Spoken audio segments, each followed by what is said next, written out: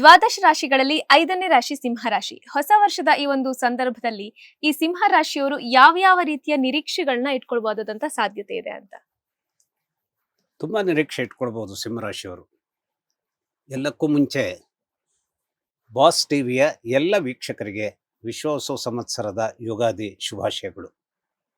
ಈ ವಿಶ್ವಾವಸು ಸಂವತ್ಸರದ ಯಜಮಾನನೇ ರವಿ ಆಗಿರೋದ್ರಿಂದ, ಈ ರವಿ ಸಿಂಹರಾಶಿಯ ಯಜಮಾನನೂ ಆಗಿರೋದ್ರಿಂದ ಇವನ ಮೂಲಕವಾದಂತಹ ಆ ಒಂದು ಧಾರಾಳವಾದಂತಹ ಅನುಗ್ರಹ, ಬೆಂಬಲ, ಸಪೋರ್ಟ್ ಏನಿದೆ ಈ ರಾಶಿಯವರಿಗೆ ತುಂಬಾ ಇರುತ್ತೆ. ಈ ರಾಶಿಯವರಿಗೆ ಸಪೋರ್ಟ್ ಜಾಸ್ತಿ ಆದಷ್ಟು ಎನರ್ಜಿ, ಬರುವ ಫ್ರೆಶ್ನೆಸ್, ಆರೋಗ್ಯದಲ್ಲಿ ಒಂದು ರೀತಿಯ ಚೇತರಿಕೆ, ಹಾಗೂ ಯಾವುದನ್ನು ಮಾಡ್ತೇನೆ ಅನ್ನುವಂಥ ಉತ್ಸಾಹ, ರಾಜಕೀಯದ ಸಂದರ್ಭದಲ್ಲಿ ಎಂಥದ್ದಾದರೂ ಎಲೆಕ್ಷನನ್ನು ನಾನು ಗೆಲ್ತೀನಿ, ಅಥವಾ ನಾವು ಅನೇಕ ರಾಜಕಾರಣಿಗಳ ವಿಚಾರದಲ್ಲಿ ಅನೇಕ ಕಗ್ಗಂಟುಗಳನ್ನು ನಾವು ನೋಡ್ತಾ ಇರ್ತೀವಿ. ನಾನು ಮುಖ್ಯಮಂತ್ರಿ ಆಗಬೇಕು ಅಂತ ಕೆಲವರು ಇರ್ತಾರೆ, ಅಥವಾ ಆ ಮುಖ್ಯಮಂತ್ರಿತ್ವವನ್ನು ಒಬ್ಬರಿಂದ ಹೇಗೆ ಕಸ್ಕೊಳ್ಬೇಕು ಅನ್ನುವಂಥ ವಿಚಾರ ಇರುತ್ತೆ.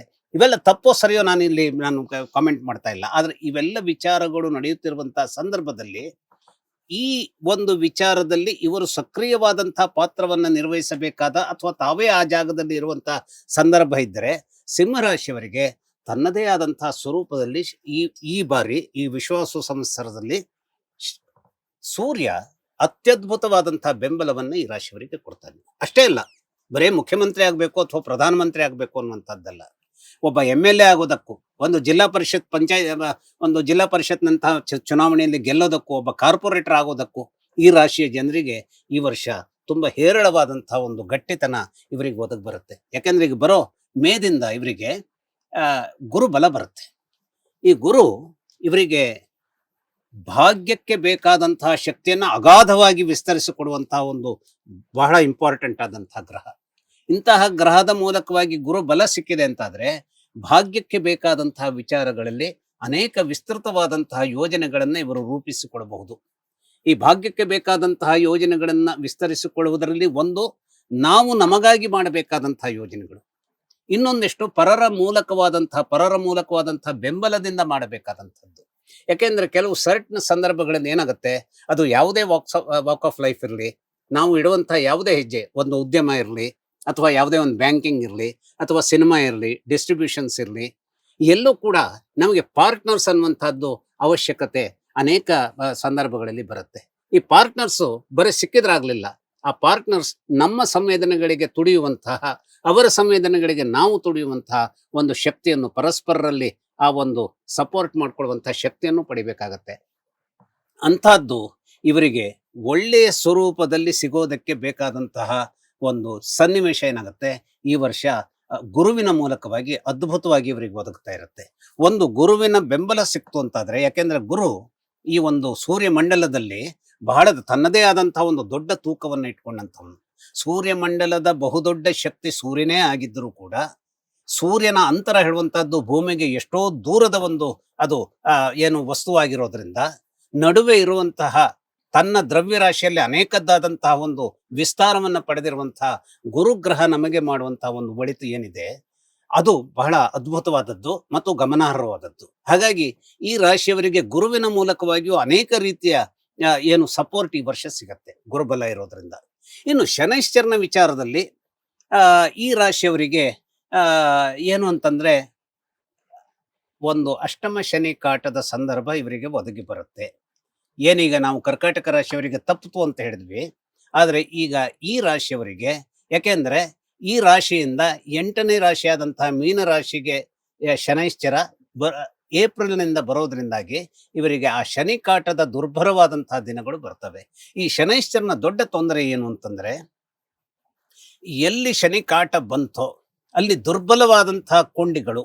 ಈಗ ನೋಡಿ, ನಾವು ಯಾವುದೇ ಒಂದು ವಿಚಾರದಲ್ಲಿ ಅನೇಕ ಸಲ ನಾವು ಏನ್ ಮಾಡ್ತೀವಿ, ಅನೇಕ ವಿಚಾರಗಳು ಸರಿಪಡಿಸ್ಬೇಕು, ಅದನ್ನ ಚೇಂಜ್ ಮಾಡಬೇಕು, ಇದನ್ನ ಚೇಂಜ್ ಮಾಡುವಾಗ ಈ ರೀತಿಯಲ್ಲಿ ಮಾಡ್ಕೊಡ್ಬೇಕು ಅನ್ನುವಂಥದ್ದು ಪ್ಲಾನ್ ಇದ್ರೂ ಕೂಡ, ಆ ಪ್ಲಾನ್ಗಳನ್ನ ನಾವು ಯಾವುದೋ ಅರಿತೋ ಅರಿಯದೆಯೋ ಏನ್ ಮಾಡ್ತೀವಿ, ನಾವು ಅದನ್ನ ಪೋಸ್ಟ್ಪೋನ್ ಮಾಡ್ಕೊತಾ ಬರ್ತೀವಿ. ಅಂತಹ ಪೋಸ್ಟ್ಪೋನ್ ಮಾಡ್ಕೊಂಡು ಬಂದವಾಗ ಏನಾಗುತ್ತೆ, ಒಂದು ದಿನ ನಮ್ಮ ನಿರೀಕ್ಷೆ ಮೀರಿ ಬೇಗ ನಾವು ಮೊದಲೇ ರಿಪೇರಿ ಮಾಡಿದ್ರೆ ಸರಿ ಹೋಗ್ಬಿಡ್ತಿತ್ತೋ ಏನೋ, ಅಂತಹ ರಿಪೇರಿ ಆಗದೆ ಹೋದಂತಹ ವಿಚಾರಗಳು ಸರ್ರನೆ ಕುಸಿಯುವಂತಹ ಅನೇಕ ಕೆಟ್ಟ ಸಂಗತಿಗಳು ನಡೆದು ಬಿಡುತ್ತೆ. ಹಾಗಾಗಿ ಈ ರಾಶಿಯವರು ಅಕಸ್ಮಾತ್ತಾಗಿ ಅನೇಕ ದಿನಗಳಿಂದ ಸರಿಪಡಿಸಬೇಕು ಅನ್ನುವಂತಹ ಒಂದು ನಿರೀಕ್ಷೆಯನ್ನು ಇಟ್ಟುಕೊಂಡ ಅಥವಾ ಪ್ಲಾನ್ಗಳನ್ನು ಇಟ್ಟುಕೊಂಡದ್ದನ್ನು ಪೋಸ್ಟ್ಪೋನ್ ಮಾಡುವಂತಹ ಒಂದು ಸಂದರ್ಭ ಇದ್ದಿದ್ದರೆ ಪೋಸ್ಟ್ಪೋನ್ಮೆಂಟ್ಗೆ ಹೋಗದೇನೆ ಅದನ್ನ ಸರಿಯಾದ ಸಂದರ್ಭದಲ್ಲಿ ಕೂಡಲೇ ಮುಗಿಸಿಬಿಟ್ರೆ ಶನೈಶ್ಚರನಿಂದ ಆಗಬಹುದಾದಂತಹ ತೊಂದರೆಗಳನ್ನ ತಪ್ಪಿಸ್ಕೊಳ್ಳೋದಕ್ಕೆ ಇವರಿಗೆ ಸಾಧ್ಯವಾಗತ್ತೆ. ಹಾಗಾದ್ರೆ ಆ ತೊಂದರೆಗಳು ಯಾಕೆ ತಪ್ಪುತ್ತೆ? ಶನೈಶ್ಚರನ ಇಡಿಯಾದ ತೊಂದರೆ ಇದ್ದಿದ್ರೂ ಕೂಡ ಅದು ಮುಂದಿನ 2.5 ವರ್ಷದವರೆಗೆ ಇರುವಂತಹ ತೊಂದರೆ ಅದು ಇದ್ದಿದ್ರೂ ಕೂಡ ಈ ವರ್ಷದ ಇಡೀ ಭಾಗದಲ್ಲಿ ಈ ಸಂವತ್ಸರದ ಯಜಮಾನನೇ ಸೂರ್ಯನಾಗಿರೋದ್ರಿಂದ ಸೂರ್ಯನ ಮೂಲಕವಾದ ಅನೇಕ ಸಿದ್ಧಿ ಶನೈಶ್ಚರನ ಕಾಟದ ದುರ್ಭರವಾದಂತಹ ದಿನಗಳಿದ್ರೂ ಕೂಡ ಇವರಿಗೆ ಒಳ್ಳೆಯದನ್ನ ನಿರೀಕ್ಷೆ ಮಾಡೋದಕ್ಕೆ ಖಂಡಿತವಾಗಿಯೂ ಅವಕಾಶಗಳಿರುತ್ತೆ. ಹಾಗೆ ಗುರು ಬಲ ಇರೋ ಕಾರಣಕ್ಕಾಗಿಯೂ ಅನೇಕದ್ದಾದಂತಹ ಒಳಿತನ್ನ ಅಂದ್ರೆ ಒದಗಿಸ್ಕೊಡೋದಕ್ಕೆ ಇವರಿಗೆ ಅವಕಾಶಗಳು ಜಾಸ್ತಿ ಇರುತ್ತೆ. ಹಾಗಾಗಿ ವಿಶ್ವಾವಸು ಸಂವತ್ಸರದಲ್ಲಿ ಸೂರ್ಯನ ಯಜಮಾನತ್ವದ ಈ ಸಿಂಹ ರಾಶಿಯವರು ನಿರಾಶರಾಗಬೇಕಾದಂತಹ ಸಂದರ್ಭ ಇಲ್ಲ. ಆದರೆ ಅದೇ ನಮಗೆ ಮನುಷ್ಯನ ತೊಂದರೆಗಳು ಏನು ಅಂತಂದ್ರೆ ಈ ಅರಿಷಡ್ ವರ್ಗಗಳು, ಕಾಮ, ಲೋಭ, ಮೋಹ ಎಂಬಿತ್ಯಾದಿ ಅಂತ ಅರಿಷಡ್ ವರ್ಗಗಳು, ಹಾಗೆ ಓವರ್ ಕಾನ್ಫಿಡೆನ್ಸ್. ಈ ಓವರ್ ಕಾನ್ಫಿಡೆನ್ಸ್ ಅನ್ನುವಂತಹದ್ದು ಈ ಅರಿಷಡ್ ವರ್ಗಗಳ ಒಳಗೆ ಬರದೇ ಹೋದ್ರೂ ಕೂಡ ಅರಿಷಡ್ ವರ್ಗಗಳ ಹೊರತಾದ 7ನೇ ತೊಂದರೆ ನಮಗೆ ಮನುಷ್ಯನಿಗೆ ಏನು ಅಂದ್ರೆ ಓವರ್ ಕಾನ್ಫಿಡೆನ್ಸ್. ಹಾಗೆಯೇ ಇನ್ಫೀರಿಯಾರಿಟಿ. ನಮ್ಮ ಬಗ್ಗೆ ನಾವು ಬಹಳ ಅಂದ್ರೆ ನಾವೇನೋ ಬಹಳ ಮುಖ್ಯರಾದಂತಹ ಜನ ಅಲ್ಲ, ನಮ್ಮಲ್ಲಿ ಏನೋ ದೌರ್ಬಲ್ಯ ಇದೆ, ನನಗೆ ನಾನೇ ಹೆದರಿ ಆ ರೀತಿಯಲ್ಲಿ ಕೀಳರಿಮೆಯನ್ನ ಪಡೆಯೋದ್ರ ಮೂಲಕವಾಗಿ ಒಂದು ಯುದ್ಧ ಮಾಡೋಕ್ಕಿಂತ ಮುಂಚೆಯೇ ಒಂದು ನಮ್ಮ ಅಪಜಯ ಸೋಲನ್ನ ಒಪ್ಕೊಂಡ್ ಬಿಡುವಂತಹದ್ದು. ಅಂತಹದ್ದನ್ನ ಮಾಡದೆಯೇ ಇದು ಮಾಡೋದಿಲ್ಲ, ಸಿಂಹರಾಶಿಯವರು ಮಾಡೋದಿಲ್ಲ. ಆದ್ರೆ ಇವರಿಗೆ ತೊಂದರೆ ಆಗಬಹುದಾದಂತಹದ್ದು ಕೀಳರಿಮೆ ಬರದೆ ಹೋದ್ರು, ಕಾನ್ಫಿಡೆನ್ಸ್ ಚೆನ್ನಾಗಿದ್ರು ಒಮ್ಮೊಮ್ಮೆ ಓವರ್ ಕಾನ್ಫಿಡೆನ್ಸ್ ಆಗೋದಕ್ಕೆ ಸಾಧ್ಯತೆಗಳು ಜಾಸ್ತಿ ಇರುತ್ತೆ. ಹಾಗಾದ್ರೆ ಆ ಓವರ್ ಕಾನ್ಫಿಡೆನ್ಸ್ ಆಗೋದಕ್ಕೆ ಸಾಧ್ಯತೆಗಳು ಎಲ್ಲಿ ಜಾಸ್ತಿ ಆಗುತ್ತೆ ಅಂದ್ರೆ ಇವರ ರಾಶಿಯಲ್ಲಿ ಈಗ ಕಳತ್ರ ಸ್ಥಾನಕ್ಕೆ ರಾಹುವಿನ ಎಂಟ್ರಿ ಆಗುತ್ತೆ. ಹಾಗೆಯೇ ರಾಹುವಿನ ಎಂಟ್ರಿ ಆಗೋದರ ಜೊತೆಗೆ ಕೇತು ಇವರ ರಾಶಿಗೆ ಬಂದಿರ್ತಾನೆ.